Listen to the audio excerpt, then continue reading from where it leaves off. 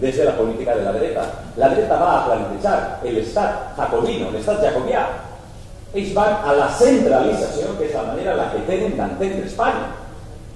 I això també és un canvi de paradigma contra el que l'esquerra ens hem de mobilitzar i denunciar-ho tots els dies. Estan fent una centralització. Si el que més volguera Fabra és que l'intervinguera a Madrid, entre altres coses perquè la ruïna absoluta en la que les seues polítiques han dut a aquest país, doncs no fa falta que entre massa explicat. Però n'hi ha un altre canvi de paradigma que és el més preocupant encara, que és el canvi de paradigma moral que la dreta està ficant a poc en cada una de les intervencions que fa, per exemple, el ministre Gallardón, que dona autenticitat a les dones, o no. Quan parla Rouco Varela, quan apareix emitint-se en televisió espanyola, en la 2, un sermó d'un rector contra homòfob, perquè no reparim, contra gais i lesbianes. I no us ho veure, les barbaritats que digui això, retransmitides per la televisió pública, que per cert, quan facin el que tinguin que fer, serà pitjor que el model d'Urdaci. És un canvi de paradigma moral, inclús heu parlat abans del ministre de l'Interior. La llei de seguretat que està plantejant va a portar a Espanya un estat policial y damunt ho defensarà en la seguridad y la protección de los derechos de los ciudadanos. I finalment perquè sabeu que la dreta és molt cínica, perquè satanitzen el que fan, ells satanitzen en públic, en les seues declaracions públiques, el que ells practiquen en privat. I al final donen classes de moral. I nosaltres, l'esquerra, que no estem per donar classes de moral, estem per fer una societat més justa, més igualitària, perquè jo crec que els valors de l'utopia els tenim que mantindre vius, fent front a les noves realitats, perquè si no seria absurd. Gràcies a aquesta utopia hem aconseguit transformar moltes coses i sobretot aconseguir els paràmetres més importants de llibertat i de benestar social que estos estan carregats. Mireu, llegia l'altre dia a Naomi Klein, que ha escrit La teoria del xoc. Què és el que ha fet la dreta, tots els poders de la dreta, tots, els empresarials, els econòmics, els financers, tots han creat a la gent tanta por que estem tots en estat de xoc. La gent té por aquí sí perquè no treballa.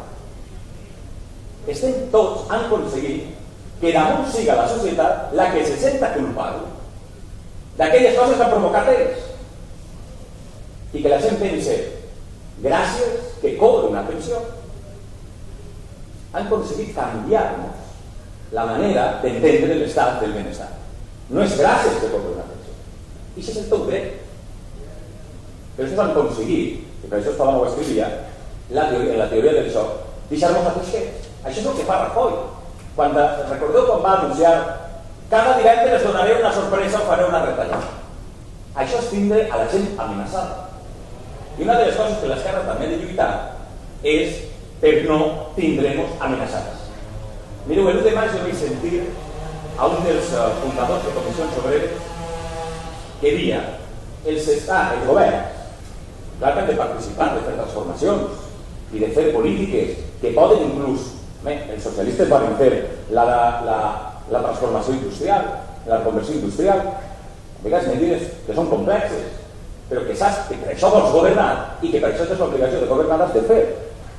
I dius, home, però és que és precís que els governs també donen un poquet d'ànim, que els governs tenen un poquet d'optimisme. I mireu, això és l'esquerra. Nosaltres serem serios, però no tristos.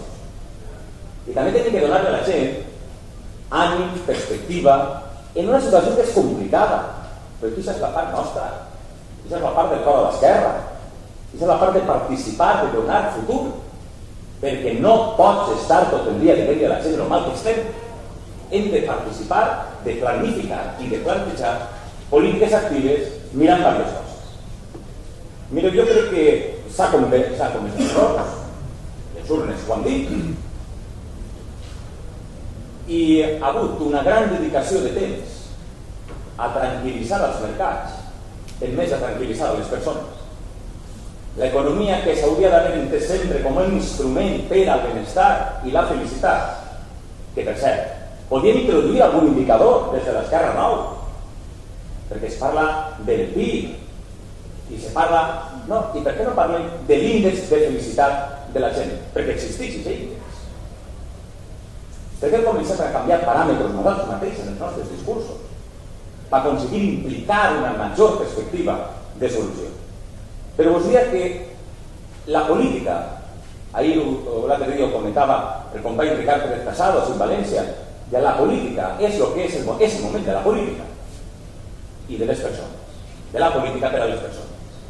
Perquè al final l'economia ha acabat sent la ferramenta que ens ha ajudat a la situació on estem. I jo vull plantejar-vos algunes de les coses que crec que és precís ficar damunt de la taula des de l'esquerra. Mireu, ho ha dit el company abans, la inversió pública és precís, però el model keynesià no és del segle XXI. L'hem d'actualitzar. La inversió pública, la real, en infraestructures, això s'ha de fer. En d'altres coses perquè és la vertebració territorial, el que facilita la mobilitat entre els ciutadans i el que facilita millorar el teixit productiu. Però jo no només parlo de les inversions reals que acaben fent grans tuneladores. Ja no se contrata mà d'obra massiva en la inversió pública de carreteres, per exemple, o de ferrocarrils.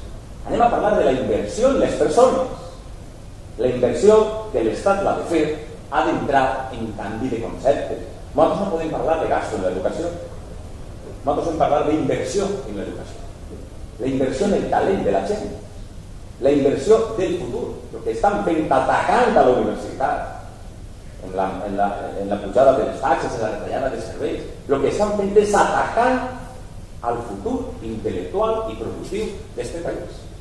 Ja sigui el País Valencià, també concretament. Per tant, aquesta inversió, nosaltres des de l'esquerra també la hem de proposar. Clar que s'han de fer infraestructures, no que més interpreteu. I el corredor mediterrani és precís, i això n'hi ha que ficar-ho damunt de la taula, perquè això fomentarà l'estructura territorial i fomentarà el teixit productiu d'aquest país. Però jo vull també parlar de l'IMES de Messi, i no com a gasto, perquè també s'entén que la inversió, el desenvolupament i la innovació és un gasto, no és un gasto. No s'ha d'entendre com a gasto, ho hem d'entendre com a inversió, i per tant, la inversió pública, els diners públics, sí que han d'existir.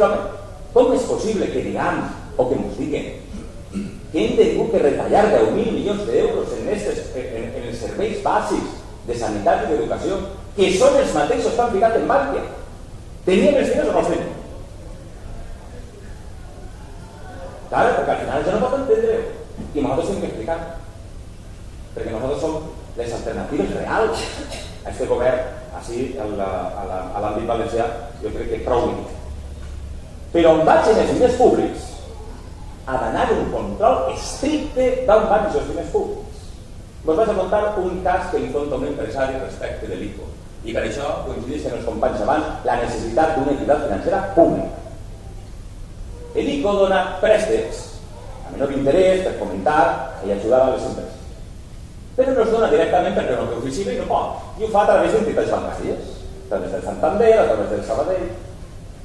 Veieu, una d'estes, un empresari li demana 125.000 euros i li dona 175.000 perquè l'ha obligat que els altres 50 els compraren accions del banc.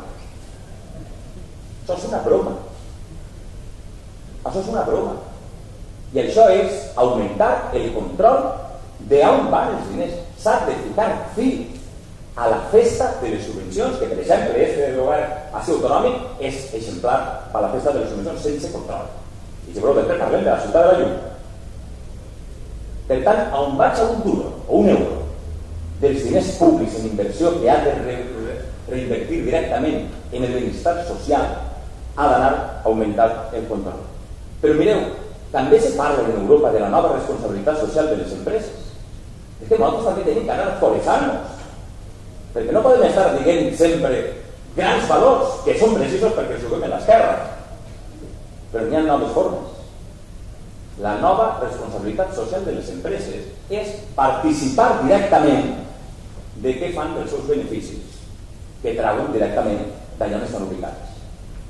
I no és una qüestió de dar 1.000 euros o no, i això ja s'ha plantejat a Europa en la necessitat de que hi hagi una complicitat major en la comunitat social de l'àmbit on estigui l'empresa, en revertir